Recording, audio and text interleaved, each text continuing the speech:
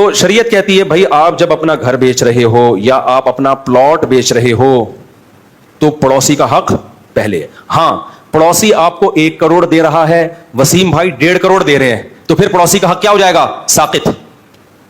پھر پڑوسی اس وقت لے گا جب وہ اتنے دے جتنے وسیم بھائی دے رہے ہیں. سمجھ میں آ رہی ہے بات کہ نہیں آ رہی ہے؟ اگر وہ کہتا ہے ٹھیک ہے میں 1 کروڑ 20 لاکھ میں لیتا ہوں, پھر آپ کو کس کو دینا پڑے گا؟ پڑوسی کو. تو اس میں مسئلہ خوب سمجھ لیں. مسئلہ یہ ہے کہ آپ اگر کسی کے پڑوس میں رہتے ہیں نا, اور آپ چاہتے ہو اس کا گھر میں خریدوں, وہ بیچ نہیں رہا, آپ کو جیسے ہی اطلاع ملی کہ اس نے غفار بھائی کو یہ 1.5 کروڑ میں بیچ دیا ہے, جیسے ہی اطلاع ملے تو آپ اگر چاہتے ہو نا یہ پلاٹ اس کے بجائے میرے حصے میں آئے, تو آپ فوراً 2 آدمیوں کو گواہ بنا دو کہ 1.5 کروڑ میں شفا کرتا ہوں. یہ 1.5 کروڑ میں کون لیتا ہے؟ میں لوں گا. 2 آدمیوں کو گواہ بنا دو, کیونکہ اگر خاموش رہے تو خاموش رہنا اس کی علامت ہے کہ آپ اپنے حق سے دستبردار ہونے پر راضی ہو. کچھ حقوق کمزور ہوتے ہیں, اس میں فوراً اگر آواز نہ اٹھائی جائے تو شریعت کہتی ہے آپ کا حق ضائع ہو گیا. اس لیے کہ ایسا نا اس نے غفار کو بیچ دیا, سب کچھ ہو گیا, اب آپ کہہ رہے ہو میں لیتا ہوں, تو بھائی اتنے دنوں سے چپ کیوں بیٹھا ہوا تھا؟ تو فوراً بولنا پڑے گا آپ کو بھائی 1.5 کروڑ میں اس نے فلاں جگہ بھیجا ہے, 2 بندوں کو گواہ بنا دے کہ تم گواہ رہو, 1.5 کروڑ میں اپنا حق شفا استعمال کرتا ہوں, یہ میں لوں گا. تو اگر آپ نے یہ کہہ دیا اور 2 بندوں کو گواہ بنا دیا, گواہ بنانا اس لیے تاکہ پتہ چلے کہ میں خاموش نہیں رہا تھا, تو پھر شریعت جس نے مکان بیچا ہے اس کو پابند کرتی ہے کہ اب آپ کو اپنے پڑوس کو یہ گھر دینا پڑے. کسی اور کو بیچا تو حرام اور ناجائز ہے. سمجھتے ہو کہ نہیں سمجھتے؟ اب میں جو اصل مثال دینا چاہ رہا تھا اب اس کو سمجھو. علماء نے بیان کیا ہے کہ اگر کوئی شخص یہ ہیلا کرے, زید کے پاس ایک پلاٹ ہے, زید کے پاس کیا ہے؟ ایک پلاٹ, پڑوس میں کون رہتا ہے؟ وسیم. وسیم چاہتا ہے کہ زید جب یہ پلاٹ بیچے تو یہ میرے حصے میں آئے. کیوں؟ اس لیے میرے حصے میں آئے, میں خریدوں, کیونکہ وسیم کا 4 شادیوں کا پروگرام ہے.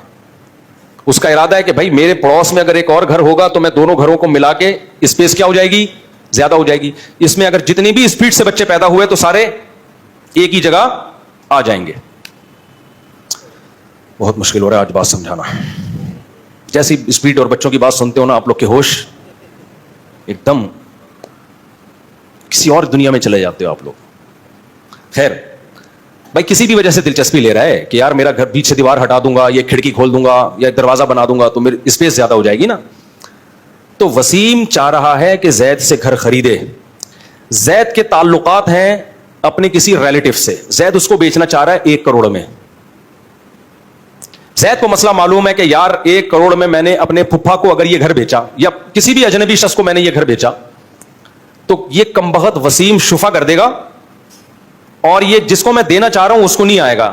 مجھے تو 1 کروڑ پورے مل جائیں گے, لیکن ہماری آپس کا کوئی مکمکا ہو گیا ہے, وہ کہہ رہا ہے بھائی مجھے بیچ, اس کو مت بیچ. تو یہ کباب میں ہڈی بن کے لے جائے گا. شریعت اس کو ترجیح دیتی ہے. تو اب آپ ایک ہیلا اختیار کرتے ہیں کہ میں بیچ نہیں رہا, میں گفٹ کر رہا ہوں. گفٹ میں شفے کا حق نہیں ہوتا, سمجھتے ہو بھائی؟ گفٹ تو اپنی دوستی میں ہے نا, آپ کا پڑوسی سے, آپ کی پڑوسی سے دوستی نہیں ہے نا, آپ اس کو گفٹ کیوں کر رہے ہو؟ آپ کسی ریلیٹو کو گفٹ کر رہے ہو, تو گفٹ میں شفے کا حق نہیں ہے. بیچنے میں تو اس لیے کہ بھائی بیچنے کا مقصد تمہارا پیسہ کمانا ہے نا, تو جب وہ بھی تمہیں اتنا ہی پیسہ دے رہا ہے تو اس کو کیوں نہیں دے رہے؟ اس کو کیوں نہیں دے رہے؟ اس کی مرضی کا پڑوسی اس پہ لا کے کیوں لاد رہے ہو؟ اس کی مرضی کے خلاف کا پڑوسی. اب ایک آدمی ہیلا اختیار کرتا ہے, زید یہ ہیلا اختیار کرتا ہے, زید غفار بھائی سے جا کے رابطہ کرتا ہے اور غفار بھائی کو کہتا ہے بھائی یہ پلاٹ میں نے تمہیں فری پھوکٹ میں, یعنی میں نے تمہیں گفٹ کیا اور تم بھی اس کے بدلے 1 کروڑ مجھے گفٹ کر دینا. گفٹ کھیل رہے ہیں ہم لوگ, سمجھ رہے ہو؟ میں تمہیں یہ پلاٹ میں گفٹ کر رہا ہوں فری میں, گفٹ فری ہی ہوتا ہے, اور تم ایسا کرنا چھپڑ میں 1 کروڑ مجھے بھی کیا کر دینا خوشی میں. میں نہیں بیچ رہا, ڈاکومنٹس جو بنیں گے وہ ہبہ کے بنیں گے, گفٹ وہ خرید و فروخت کے نہیں بنیں گے, وہ ہبہ کے بنیں گے. تم بھی مجھے 1 ہفتے بعد 1 کروڑ روپے گفٹ کر دینا. سمجھتے ہو؟ تو شریعت کہتی ہے کہ پھر بھی زید کو, سلیم کو شفے کا حق ہوگا.